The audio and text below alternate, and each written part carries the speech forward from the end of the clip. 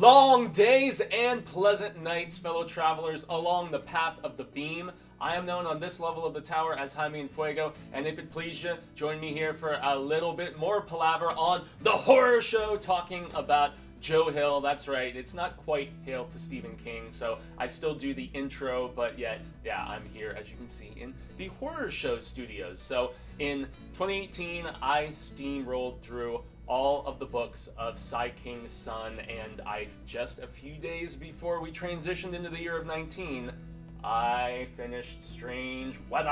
That's right, Strange Weather. And so this was essentially Joe's attempt at doing kind of a different seasons, a 4 past midnight type of approach. So unlike 20th Century Ghosts, which was a bunch of short stories, this one was basically him doing 4 lengthier, not quite novels, they're like novellas of varying lengths and stuff like that. One had been previously published. That was, I believe, Snapshot, 1988. It was in, Cemetery Dance, issue 74 and 75. So shout out to, Richard Chismar, Blue, and, the entire gang at CD. Love those guys. They're awesome. So aside from that, though, the other 3 tales in here are brand new and saw publication for the very first time in this 2017 tome. And so, must admit, just like with 20th Century Ghosts, and with pretty much any collection where there's multiple tales being told, there's some that are just over the moon amazing, and then there's others that are good, and then there's others that are just okay. And so I'm just going to give y'all my brief thoughts, a little bit of palaver here about that. And so I must admit, the very first story, the Snapshot one, and also shout out to the audiobook production of this, because not only did I read this in the last couple of weeks, but I also took the time to listen to it as well. I find myself more so and more so liking to just divide my time doing both, and then give the full reading experience and then the full listening experience, because I actually listen to things at like the 1.5 speed, so as opposed to the slow talk like you often get from some audiobook peeps. I speed things up, and so I can go through a 12-14 hour audiobook in just a couple of nights if I'm running around cleaning and doing stuff around the house and whatnot, but I still read it as well. So Snapshot, hence the original title of 1988, it is a period piece, and so you've got this like prodigy youngster. He's like just getting into high school pretty much, and he's extremely overweight, but he is extremely intelligent, and he basically is like making his own gadgets and all kinds of cool things. His mother is abroad in Africa and kind of separated from the father, but it's like kind of a hush-hush thing that they just don't really discuss. So she's like straight up, National Geographic practically, out living with natives in the Congo type of thing, and just doing all sorts of research and writings and publishing books and things like that. Whereas the father, he's back at home and he's raising the son, and he works for like the electrical company, for the city, and he's like out repairing power lines and all this other stuff. So it is like a borderline latchkey kid kind of thing with our protagonist here. And so the Snapshot, it's basically, he encounters this kid. He goes to his local convenience store spot where he gets his like crazy slurpy sludge of sugary nastiness and stuff. And while he's there, he encounters this Phoenician, as he describes him, who he was already given a forewarning about by this woman who used to kind of be his nanny. And with his mother not being around, she basically, raised him in the stead of the mother, who is overseas and everything. And so he had a warning about this guy with this crazy Polaroid camera, and he was told not to allow this guy to take a picture of him if they actually, come into contact. And so, obviously, immediately I think of Say Cheese and Die. Immediately I think of The Sundog, a story by his father. But, Hill really makes this his own in the fact that you see how disturbed the woman is, who, was kind of the nanny and raised our main character and stuff. But you don't necessarily feel how evil this guy is, even when they have the exchange at the convenience store. Except there's something very odd that transpires, because there's a photo taken, and our main kid picks up the photo and looks at it, and yet it's not the actual photo of him that was taken. It's like an old, it's from a different time and a different place, not like super amounts of years removed, but It's not at the same place. He's not doing the same thing. So it's like almost like a phantom photo of sorts, which is a little weird.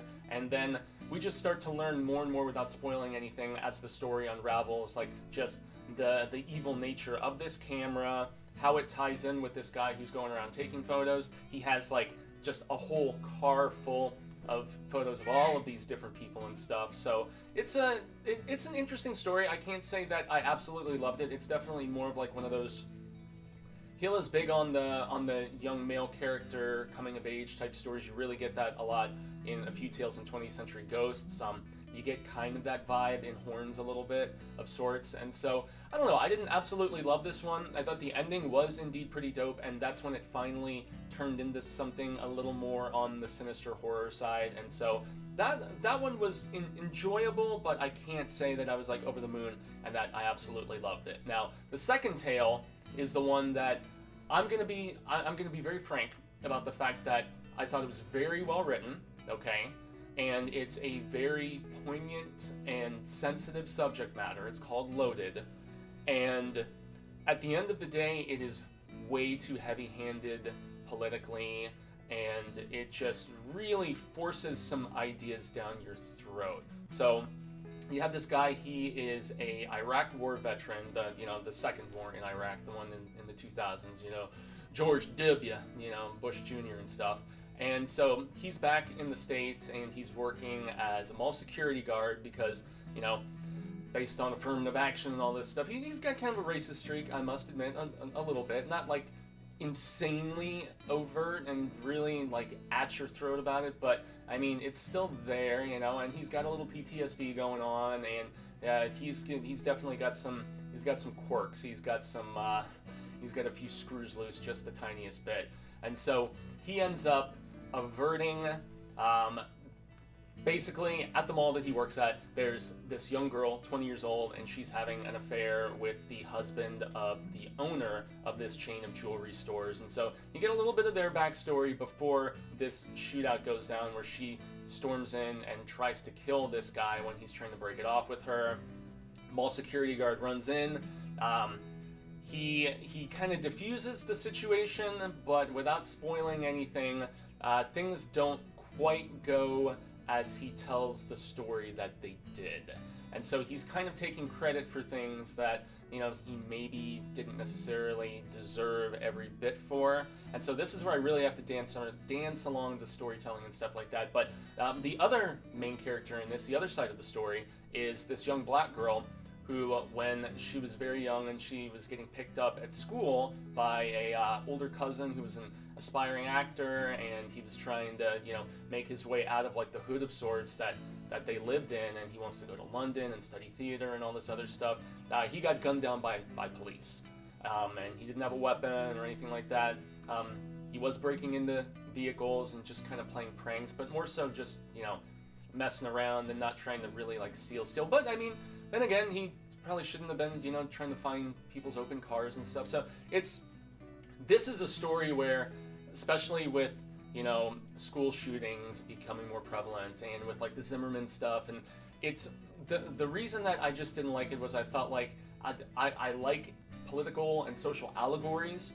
This one is just way too on the nose, and I must admit the ending is chilling and crazy, and it really stuck with me. But I feel like, as opposed to like more shades of gray, like seriously, Hill made this way too black and white, and I pun very much intended here. And this is just, once again, personal opinion, but I have former military friends, as a lot of people do. My mother served in the Phoenix Police Department for over 30 years. Racism is there in law enforcement, it is, but I feel like Hill made it seem like most of people in law enforcement are in fact racist, and I don't believe that to be the case. I don't know, it's just way too cut and dry with the way that he approached this. Not every person who came back from, the Middle East is, insane, screw loose, whatever. He just made everything way too stereotypical, in my opinion here. And while it's very well written, once again, Loaded just, it didn't do it for me. And Hill even admits in the afterword that he's like, the politics are mine and mine alone. And I'm a middle of the road, registered independent, so I'm picky and choosy with my beliefs on both sides. But this is one where I do feel like it was very, very slanted, I guess you could say, but still very well written. And that's a tough subject matter to cover, but it's apparently one that was very heavy on Hill's heart, hence him wanting to have this discussion. So, as we get to novella number 3, this is the one that legit blew my mind with how much it hit me in the feels, how much it affected me, and this is where I really felt like Joe was getting back to the stuff that made me fall in love with his writing. And this story is called Aloft. And Aloft is basically about this main character, and he plays the cello, so he's a musician, but he's kind of a timid one, and he's lovelorn over this girl, and he used to be in a band with her and another girl, and the name of their band in the Cleveland area, the Rock and Roll Hall of Fame's in Cleveland, and there's lots of music, students there and stuff like that, but the name of their band was Junicorn. Yeah, Junicorn, and they even joke about the fact that, one of them being, of that ethnic descent and everything.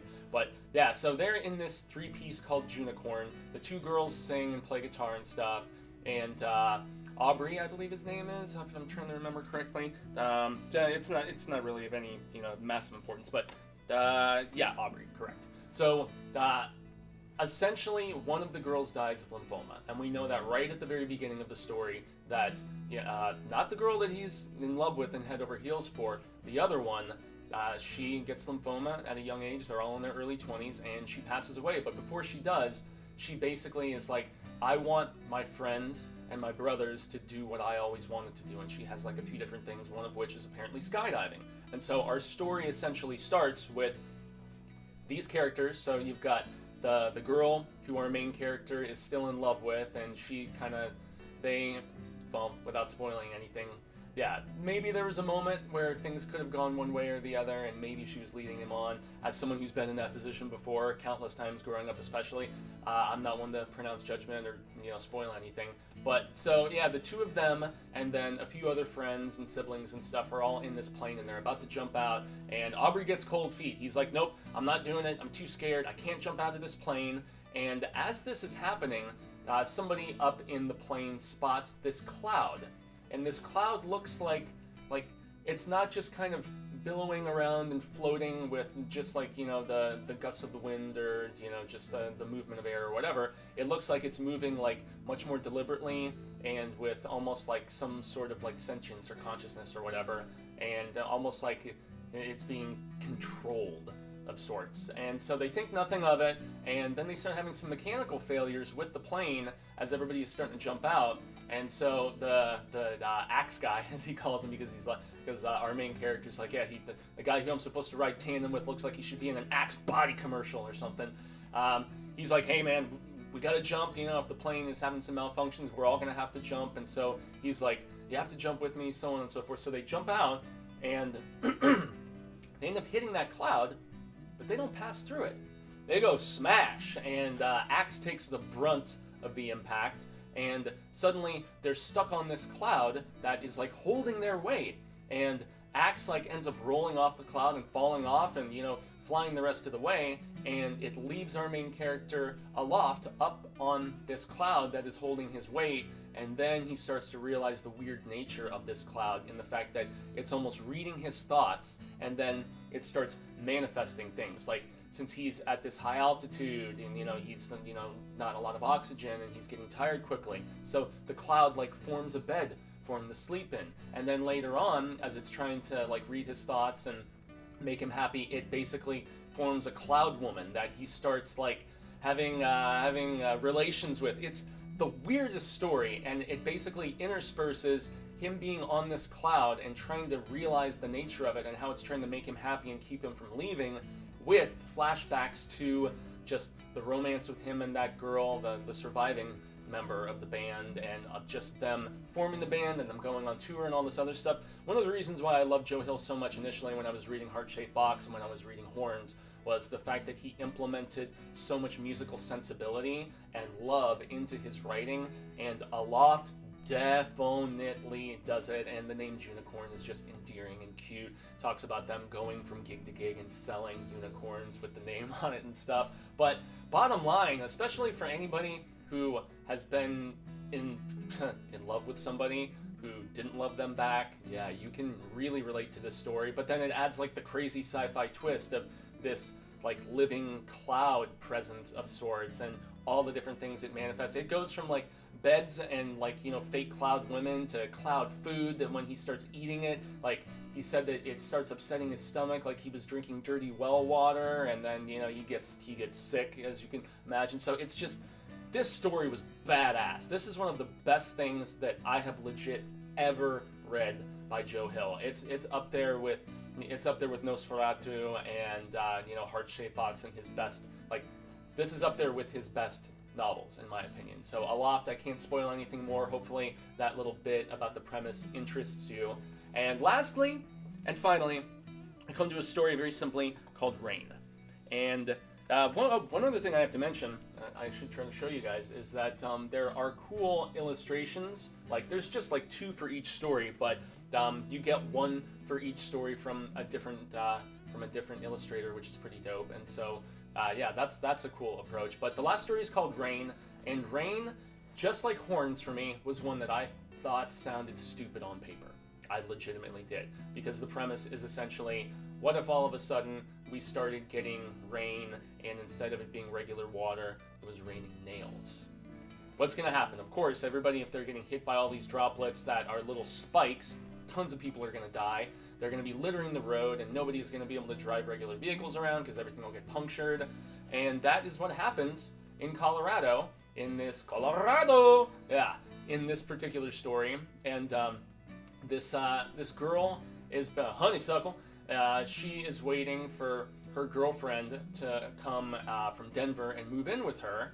And as the story starts, her girlfriend is arriving, and then this rain hits, and there is this really interesting child named Templeton, who his mother has kind of led him to believe that he's sick all the time, and so he's on this medication when the story starts that apparently makes him like averse to the sunlight, and so he's going around in like a Dracula cape and like hiding himself from the sun and stuff like that. Like, it's a pretty crazy story, and you know, interesting characters. And our lead, Honeysuckle, you know, she's pretty butch and badass, and you know, can really contend for herself and stuff.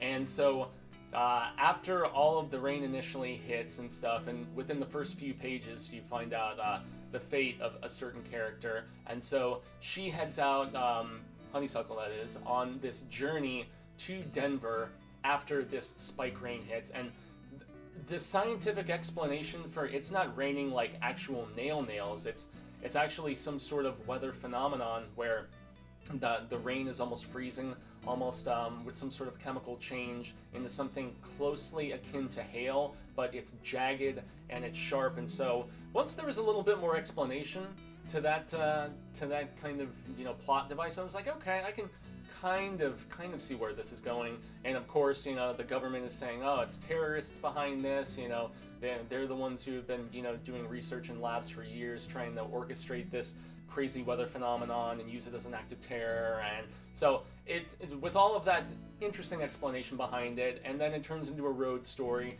But this is one that I didn't absolutely love either. This is one that was more middle of the road for me, like Snapshot, where I thought it was a unique approach, and the characters were well written. I mean, a character named Templeton, I'm immediately thinking, you know, Charlotte's Web. There's another character named Ursula in there and stuff. And so, yeah, Hill is big on his reference city and stuff, which I always appreciate. But similar to with the Fireman, where you have a cult aspect, and there's these cult members of a very like Heaven's Gate type spot that are following her, and they're all singing silly, like, you know, oh boy, Phil Collins songs and, you know, things like that. You know, Lionel Richie at one particular point. Hello, is it me you're looking for? It's I don't know. It's not a terrific story, but it's an interesting one nonetheless. And I like Honeysuckle's little relationship that she forges with this MMA fighter, you know, that kind of helps to like get her back when the cult is coming after her. And so it's an interesting kind of road tale of sorts, and it also really delves into almost like a post-apocalyptic thing with this reign not just happening in Colorado. After a while it starts happening in Georgia, and then it starts happening overseas. And yeah, it's not bad, but it's like nothing for me in this collection can top Aloft. Aloft is incredible. Reign and Snapshot are both pretty damn good, and then Loaded, once again, as I said, well written, but just not my particular cup of tea, despite the grisly subject matter. And plus, there's no supernatural aspect or otherworldly aspect of any kind, and that is often my preferred storytelling when it comes to not just Joe Hill, but his father as well. So I gotta extend a grande gracias, as I always do, and thank you so very much for hearing my thoughts about the last in my Joe Hill journey until Cecil and I start rocking the cape and Lock and Key, and also Tales from the Dark Side, his aborted pilot that was turned into a comic book. But at least for now, I have reached the finish line of all of Joe Hill's published non-comic book work. So thanks again to everybody who has tagged along on this particular journey. Make sure to like, share, and subscribe this video here on The Horror Show. I'm Jaime and Fuego, and you can find me on all social media sectors. Jaime and Fuego. So until the Wheel of Ka comes around once more, y'all, hasta luego, sin amigos. I hope that we get to see one another sooner rather than later. And until that instance transpires, remember, stay scared and read Joe Hill, but especially Aloft, because god damn is it good.